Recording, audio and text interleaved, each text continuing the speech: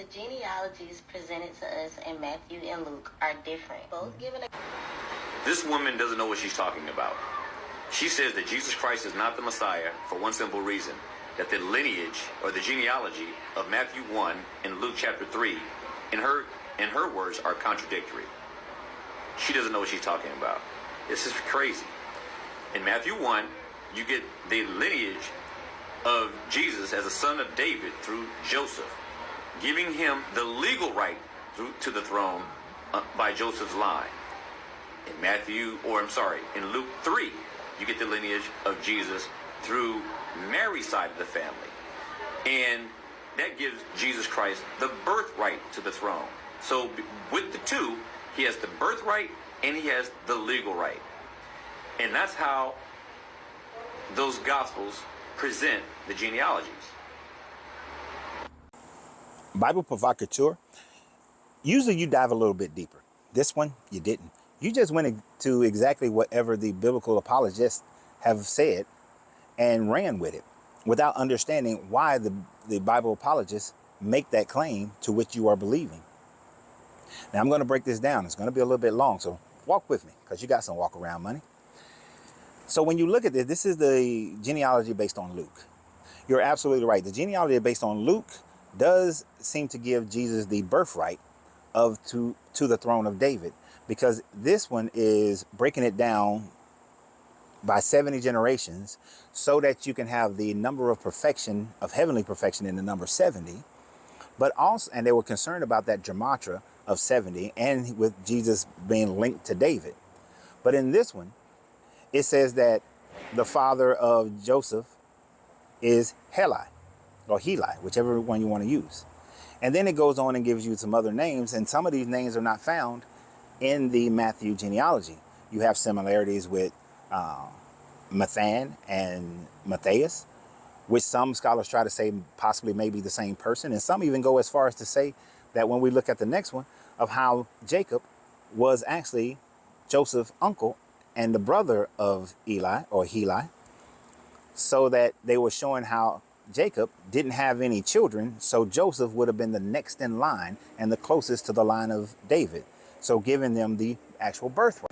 And that Matthew is trying to give him the legal rights to the name, to the throne of David. Now, either way, if Joseph is proven to be the last descendant or the oldest descendant living in that day to David, it wouldn't matter which genealogy you use, both would give him the legal and the birthright to it, because birthrights are not given through the mother in those times and by those people. The birthrights are only given by the father. But as we can see here, some of those names are different. It says Jacob and then Mathan. It goes to different names. What Matthew was more concerned about was the gematria of the number 14. 7 plus 7 equals 14, which is a number of perfection. So there, in this one, what you have is 14 generations between Jesus and the exile, 14 generations between the exile and David, and 14 generations between David and Abraham. Therefore, it is trying to use the number 14 to be an exact, which is why you have people missing, so that the gematria can be satisfied and not the actual truth is satisfied, and so that the lineage from David to Jesus can be satisfied to include Abraham. That is the biblical apologetics of this. That is the truth of it. But the biblical apologetics has to say that the Luke version is Mary and not Joseph, because when they were coming for the census, they only counted the men, but they said that Joseph's father was actually Mary's father, which would be a disrespect to Joseph, because his lineage would have to go through his father. And in this one, his father is Jacob and not Heli. But here's the part that you're missing if you would have dug a little bit deeper. And that is the infancy gospel of James, the infancy gospel of James. You see, the infancy gospel of James, most scholars believe that it was written in and around the 2nd century. The main reason why they say that, because the first time that this gospel is mentioned, and there are over 150 of these manuscripts that are around, it was mentioned by Origen. It was mentioned by Irenaeus, sorry. It was mentioned by Irenaeus. So because it was mentioned by Origen primarily, then they believe that it was written around 150, somewhere around that time frame, which does make it kind of late. And by the time we get to 400, the Pope at the time, which I believe was Pope Pius I, they condemned the Gospel of James. And then later on in 500, the Pope at that time frame, whose name I just forgot, he then also condemned it and called it heresy and made it a part of the Apocrypha. Now, that Apocrypha was maintained within church traditions until the 1500s. In the 1500s, when the Protestant Reformation began at the tail end of the Renaissance period, the Protestants did not accept what the Catholics had been accepting for all this time, but the doctrines of the infancy gospel of James remain true in the teachings and the church traditions. Let me explain, because I'm sure most of you have never read the Gospel of James. So according to the Gospel of James, the parents of Mary, who are not Jacob, who are not Eli or Heli, was Jehoiakim. That was her father, Jehoiakim. Her mother was Anne. Now, if you go to Israel to this day and go to the pool of Bethesda, there's a church built on it, a basilica, and it is called the Basilica of St. Anne, representing the mother of Mary. Now, St. Joachim is the patron saint of fathers and grandfathers and great-grandfathers. He is still considered a saint within the Catholic Church, even though they do not accept this writing.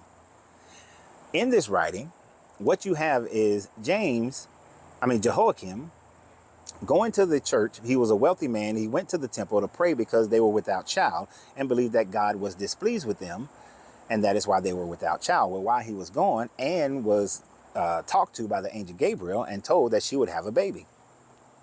And when Joachim returned, she was 6 months pregnant. Now, they went ahead and had the baby, but the baby was not to be deal with unpleasant things or sinful things, because the baby was born without sin. This is Mary being born without sin, which is something still held by Catholic tradition. Mary then goes and lives in the temple until she's 12 years old. In and around 12, the priests say that she needs to be taken out of the temple because her menstrual cycle may cause the temple to become unclean. So her father, Joachim, comes and retrieves her. Now, in retrieving her, and she worked on linen for the church until she was about 14. And then at 14, she was given to Joseph, who they say, and this is where you get this idea, that Joseph was already an older man. Joseph already had grown children. So the brothers of Jesus were actually Joseph's kids that were already there before Joseph and Mary got together. And that when Mary got pregnant, Joseph thought that she had cheated on her. She committed adultery. Took her to the temple. They had the ordeal of the bitter water. You know, that thing in Numbers where they drink the bitter water, and if she has a miscarriage, then she committed adultery, and then she's supposed to be stoned. But she passed the test. And after passing the test, she was considered to be holy. And then upon time of the census, which shows that the writers of James knew the Gospel of Luke, because Matthew doesn't mention a census at all, Joseph and Mary are on their way to Bethlehem for the census. She about to give birth. They pull over to a cave. They get into the cave. She has the baby while they are going. Joseph goes to get a midwife while the sons of Joseph guard the cave. Comes back with 2 midwives. The first midwife gives the baby, births the baby. The second midwife, Salome, wants to test to see if she still has her hymen intact, because she doesn't believe. Because she touches Mary, her hand withers, and then God tells her to place her hand on the baby Jesus' head. Her hand is then made whole. And so then Salome believes. And Joseph continues to be a perpetual virgin, as Mary continues to be a perpetual virgin without sin as well. And that Jesus' birth was fully supernatural and had nothing to do with natural man. And that Mary maintains this level of innocence for her entire life. That is a church teaching tradition that y'all are still holding on to certain degrees, based on a book that y'all don't even accept as the inspired written word of your God. But that is where the parents of Mary come from, the line of Mary. It has nothing to do with the line that Luke talks about or the line that Matthew talks about. Both are lines of Joseph, just told for different reasons. So tell me what you guys think, and always remember, you have to free yourself to be yourself, because your greatness is non-negotiable. Good journey, good vibrations.